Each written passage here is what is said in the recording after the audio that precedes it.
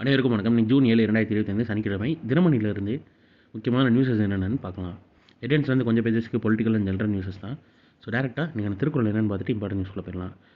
முறைப்பட சூழ்ந்தும் முடிவு இலவே செய்வர், திரைப்பாடு இல்லாதவர், செயல்களை முடிக்கும் திறன் இல்லாதவர், முன்னே முறையாக எண்ணி வைத்திருக்கும், அதாவது செய்யும்போது குறையானவைகளையே செய்வர் அப்படின்னு அமைச்சு அப்படின்ற அதிகாரத்தில் திருவள்ளுவர் சொல்லியிருக்காரு. வட்டி விகிதம் தொடர்ந்து 3வது முறையாக குறைப்பு 5.5% நிர்ணயித்தது ஆர்பிஐன்னு தெரிவிச்சிருக்காங்க. வங்கிகளுக்கான வட்டி விகிதம் ரெப்போ ரேட்டுன்னு சொல்லுவாங்க.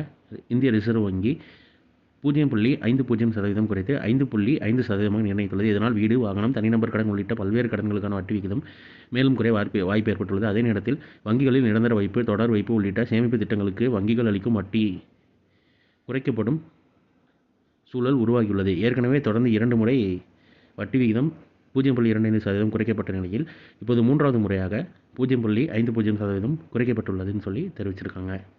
சரி, ரெப்போ ரேட் எவ்வளோ, அதாவது ஜூன் 2025 ரெப்போ ரேட் எவ்வளோ இருந்தது அப்படின்னு கேட்டாங்கன்னா, இல்லை ஜூன் 2025 குறைக்கப்பட்டது எவ்வளோ அப்படின்னு கேட்டாங்கன்னா 5.5 அப்படின்றத ஞாபகம் வச்சுக்கோங்க. கனடா பிரதமர் அழைப்பு, G7 மாநாட்டில் பங்கேற்கிறார் மோடின்னு தெரிவிச்சிருக்காங்க.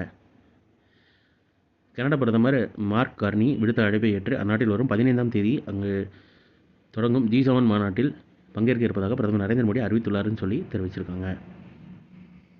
America, Britain, Japan, France, Germany, Italy, Canada உள்ளிட்ட நாடுகளை உள்ளடக்கியது G7 மாநாடு. கனடாவில் ஒரு 15 to 17ஆம் தேதியில் நடைபெறுதுன்னு தெரிவிச்சிருக்காங்க.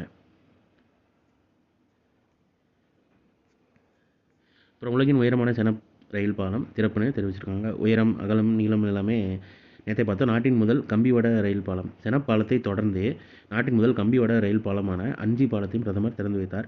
செனப் நதியின் கிளையான அஞ்சி நதியின் ஆழமான பள்ளத்தாக்கின் குறுக்கே 331 மீட்டர் உயரத்தில் கட்டப்பட்டுள்ள இப்பாலம் 725 மீட்டர் நீளம் கொண்டதாகும். இது கடும் சவால்களை கடந்து கட்டமைக்கப்பட்டுள்ளது. 96 உயர் இழுவிசை கம்பிகளால் நங்கூரமிடப்பட்டுள்ளது. இப்பாலத்துக்கு 8200 மெட்ரிக் டன்னுக்கு மேலாக எஃகு பயன்படுத்தப்பட்டுள்ளதுன்னு சொல்லி தெரிவிச்சிருக்காங்க.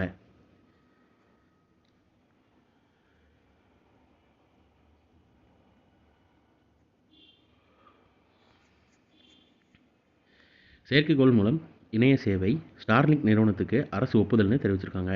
செயற்கைக்கோள் மூலம் இந்தியாவில் இணைய சேவைகளை வழங்க அமெரிக்க தொழிலதிபர் எலான் மஸ்கின் ஸ்டார்லிங்க் நிறுவனத்துக்கு மத்திய அரசு உரிமம் வழங்கியுள்ளதாக மத்திய தொலைத்தொடர்பு அமைச்சர் வட்டாரங்கள் வெள்ளிக்கிழமை தெரிவித்தனன்னு சொல்லி தெரிவிச்சிருக்காங்க.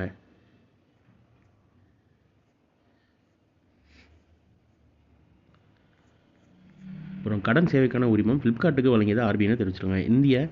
இந்தியாவின் மிகப்பெரிய இணையவழி வர்த்தக நிறுவனமான ஃப்ளிப்கார்ட்டின் கடன் வழங்குவதற்கான உரிமத்தை ரிசர்வ் வங்கியிடமிருந்து பெற்றுள்ளது. இதன் மூலம் நிறுவனம் வாடிக்கையாளர்களுக்கும் விற்பனையாளர்களுக்கும் நேரடியாக கடன் வழங்க வழிவகை செய்யப்பட்டுள்ளதுன்னு சொல்லி தெரிவிச்சிருக்காங்க. ஸோ இன்றைக்கான இம்பார்ட்டன்ட் நியூஸஸ் அவ்வளோதான். இது ஒரு ஷார்ட்டட் வெர்ஷனாக 1 மினிட் கரண்ட் அஃபேர் நம்ம சேனலில் இருக்குது. வேணுங்கிறத யூட்டிலைஸ் பண்ணிக்கோங்க. மேலும் இன்னொரு நியூஸ் வீடியோவில் சந்திப்போம். தேங்க்யூ.